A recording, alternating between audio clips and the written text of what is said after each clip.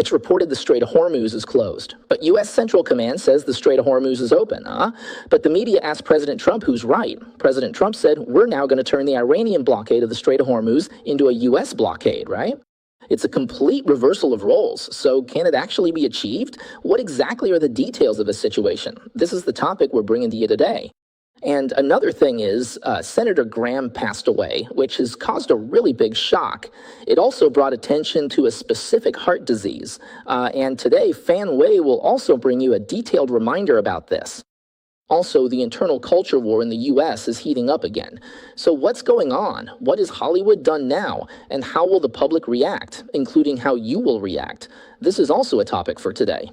Okay, welcome to Good Morning America, brought to you by Fang Wei. Hello to our YouTube viewers and hello to our listeners on Sound of Hope, Silicon Valley FM 96.1.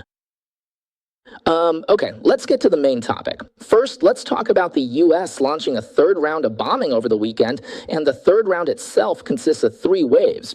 The first 2 waves destroyed 140 locations, so what about the third round? It will continue until Monday. The U.S. used fighter jets, Navy vessels, and one-way drones. What's very noteworthy here is that the U.S. used maritime one-way attack drones for the first time. We all know the U.S. bombs Iran using fighter jets, right? F-16, F-18, F-15, F-22, F-35, and so on. But now they're using drones to bomb Iran. What kind of model is this? It's the Ukraine model, right? And at the same time, Central. So this shows the change in U.S. tactics. We all know that military cooperation between the U.S. and Ukraine is strengthening, providing Ukraine with the production capacity for Patriot missiles to defend Kyiv from Russian ballistic missile attacks. What the U.S. got was the technical capability for attack drones that Ukraine developed through 5 years of bloody warfare. This is clearly being used in Iran now, and in the future, it's very likely that even if Iran has no air defense, the U.S. won't have to risk lives. Just send in hundreds or thousands of drones and just blow everything up in Iran. Central Command even attached a video of the U.S. bombing Iran. So what I want to say is Central Command has now become a media outlet or a media center itself. Why is that? Because, well, the president, right? Because the president himself is a media person.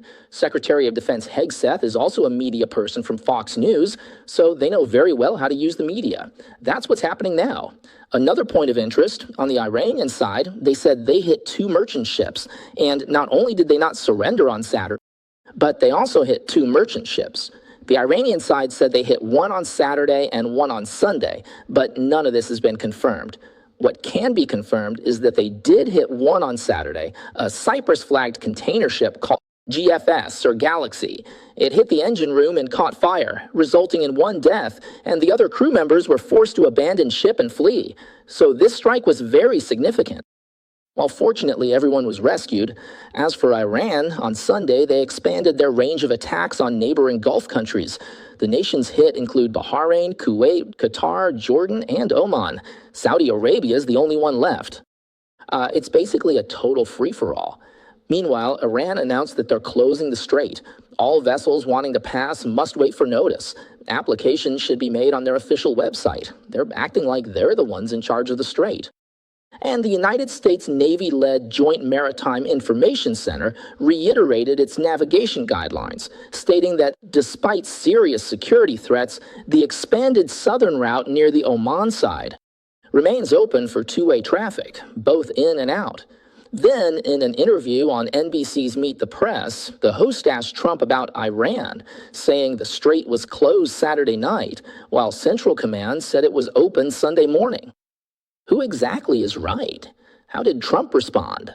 Well, Trump answered on Meet the Press yesterday, and this morning he was on Fox and Friends, that Fox and Friends show.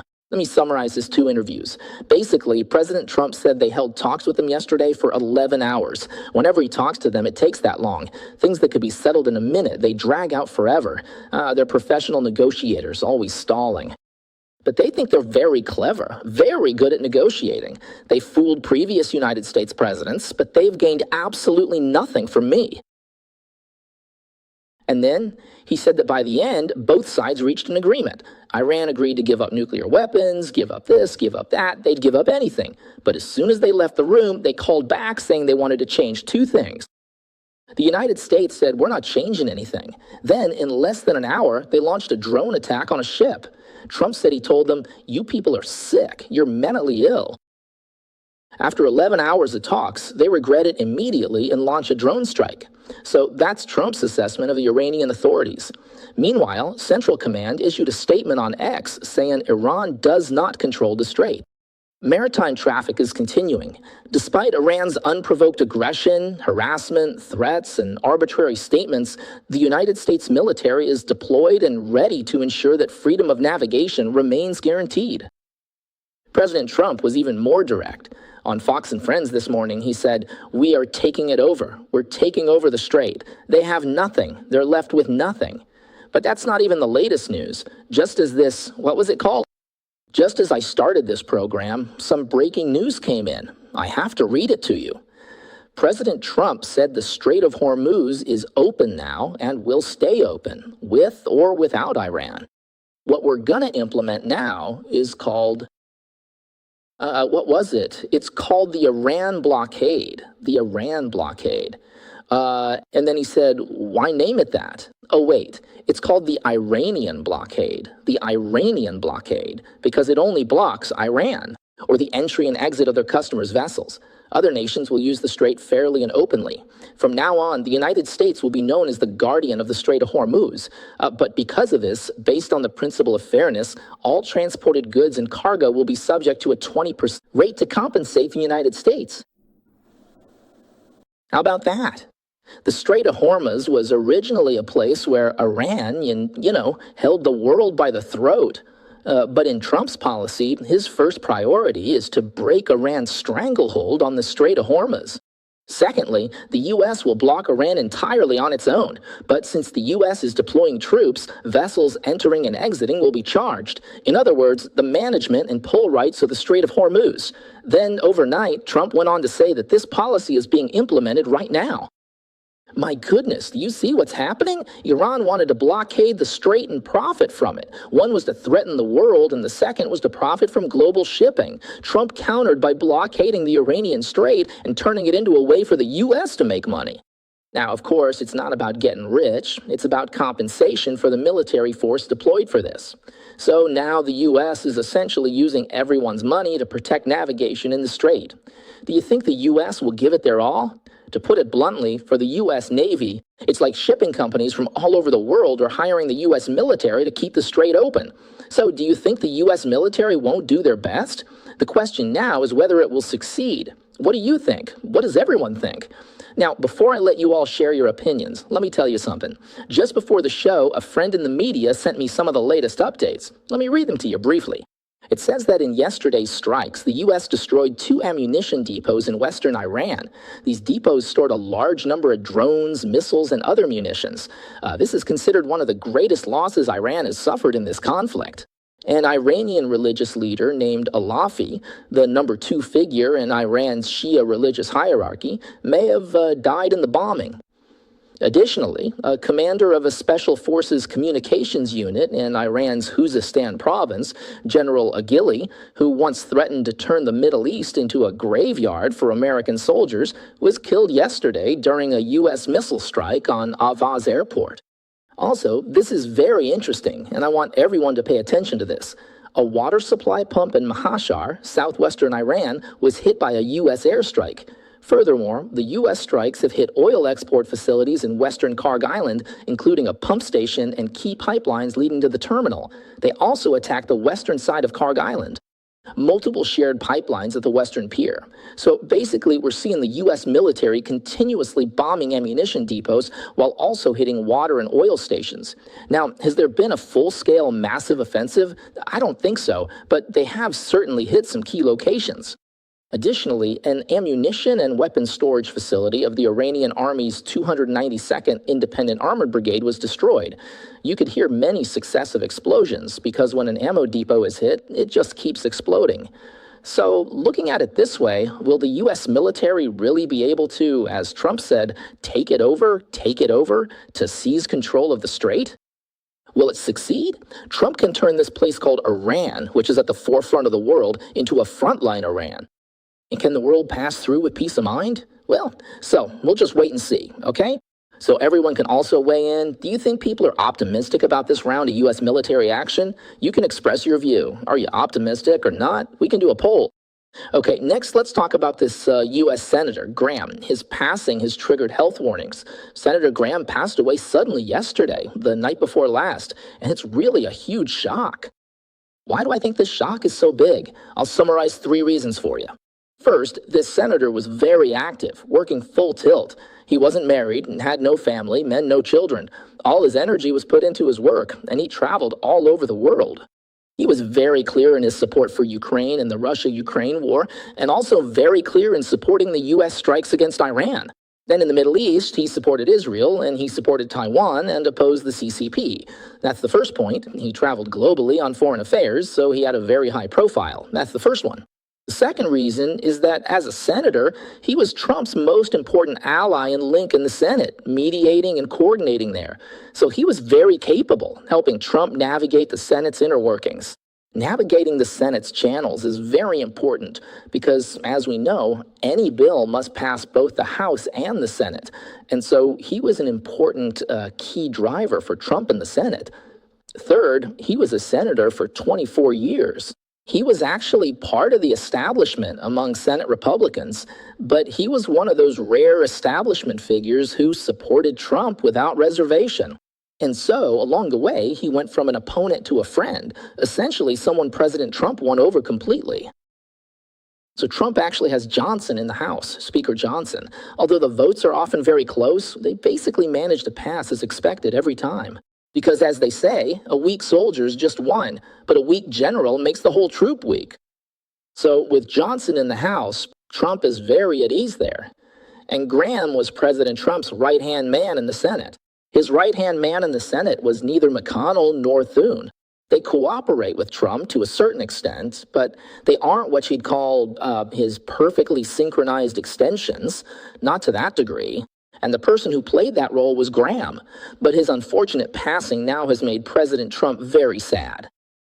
As for the new details regarding Graham's sudden death, the D.C. Medical Examiner's Office now says it was due to atherosclerotic vascular disease, which led to an aortic dissection.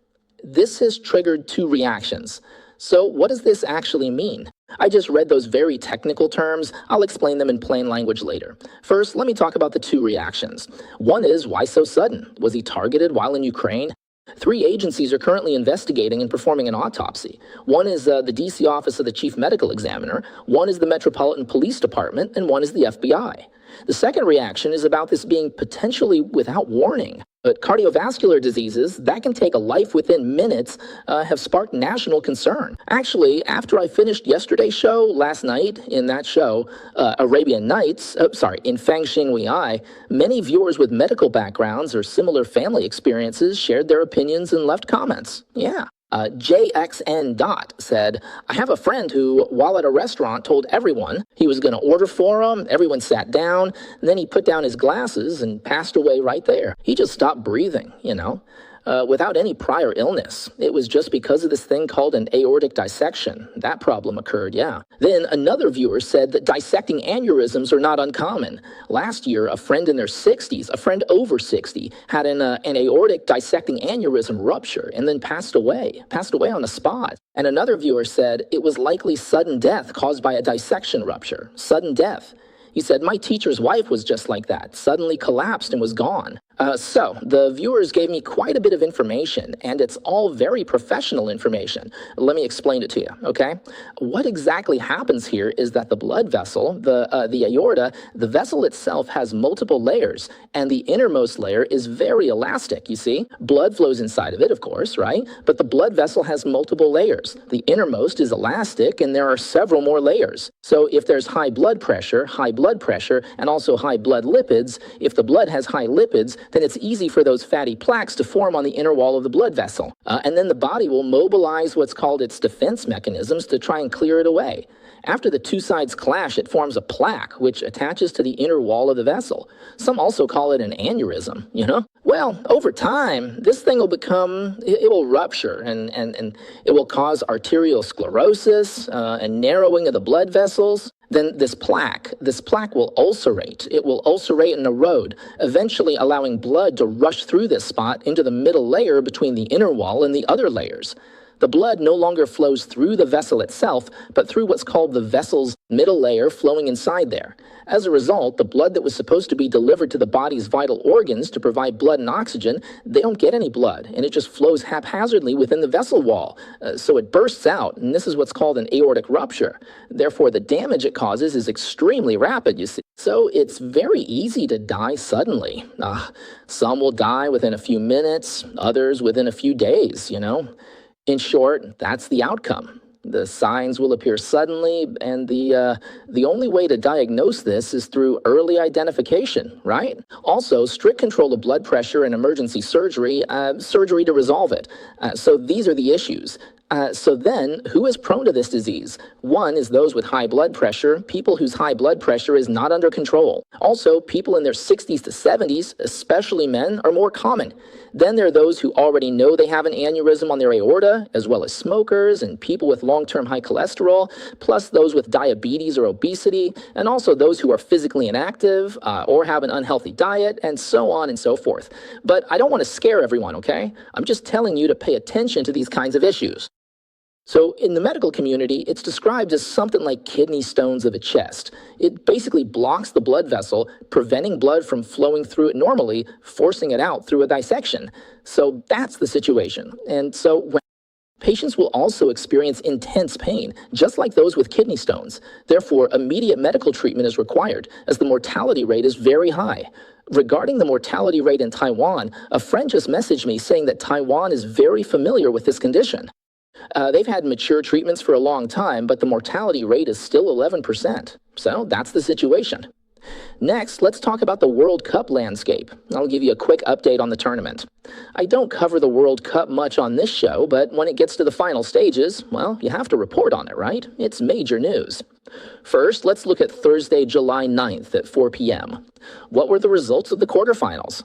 The 8 teams faced off, and all the results are in. On Thursday, the favorite, France, played against the North African powerhouse Morocco in Boston. France had the absolute advantage and eventually eliminated Morocco with a 2-0 win. Morocco became the first team to reach the semifinals. Then on Friday, another favorite, Spain, took on Belgium in Los Angeles, defeating them 2-1 to successfully advance to the semifinals. On Saturday, July 11th, in Kansas City, England, after a grueling 120-minute battle, Bellingham, who scored twice in extra time to secure a 2-1 comeback victory over Norway, successfully advancing in the World Cup. So Holland was really unlucky this time. Normally, Norway would have had a very good chance of winning, but they ended up losing. If we go into the details, it's quite regrettable. I won't say too much, but it involved poor teamwork. There were clear scoring opportunities for him, but his teammates just wouldn't pass the ball. That was one of the issues. Another was Sunday's final match in New York, the last of the quarterfinals. The defending champion, Argentina, clinched a 3-1 victory over Switzerland in extra time to advance to the semifinals. So that's basically the summary. The 4 favored classic powerhouses all made it into the semifinals as expected. So how do the semifinals look? It's England versus Argentina and France versus Spain. I'd like to talk a bit more about the England-Argentina matchup. They'll face off on Wednesday, July 15th in Atlanta, Georgia. Historically, these two national teams have met 5 times. England has won 3, and Argentina has won 2. But the biggest point of interest here goes back to 1982. At that time, Britain and Argentina fought over the Falkland Islands, also known as the Malvinas Islands. A war broke out in the South Atlantic. Britain calls it the Falklands War, while Argentina calls it the Malvinas War, or the Malvinas Conflict. Older people will remember it. It basically created a long-standing feud. At the time, Margaret Thatcher decided on the spot to send an expeditionary task force thousands of miles across the ocean to the Falkland Islands, right next to Argentina. And then, 4 years later, after the fighting was over, Britain basically won, So Argentina was really angry. In 1986, in Mexico, during the World Cup quarterfinals at the Azteca Stadium, the Argentine star Maradona scored what was later called the Hand of God goal, using his hand to punch the ball in, because the referee didn't call it, and also at that time on the field. dribbled past several players and scored. So Argentina eliminated England in that crucial quarterfinal match. And that hand of God goal, the English, of course, didn't call it that. They called it the hand of the devil. They said Maradona used a foul, using his hand to score, but the referee didn't see it and ruled it valid. That's how England was eliminated, so they were very upset. So now, before this, when the match was in Miami, 15,000 English fans had already arrived. Many planned to stay in the United States for the semifinals, which means going to Atlanta. Now, it's estimated that in Atlanta, the number of Argentine fans far exceeds the English fans heading there. Okay, so Georgia is very nervous. No matter who wins or loses, they don't want trouble. Because at that beach in Miami called South Beach, there's already been an incident where fans from both countries got into a fight, so it's very tense.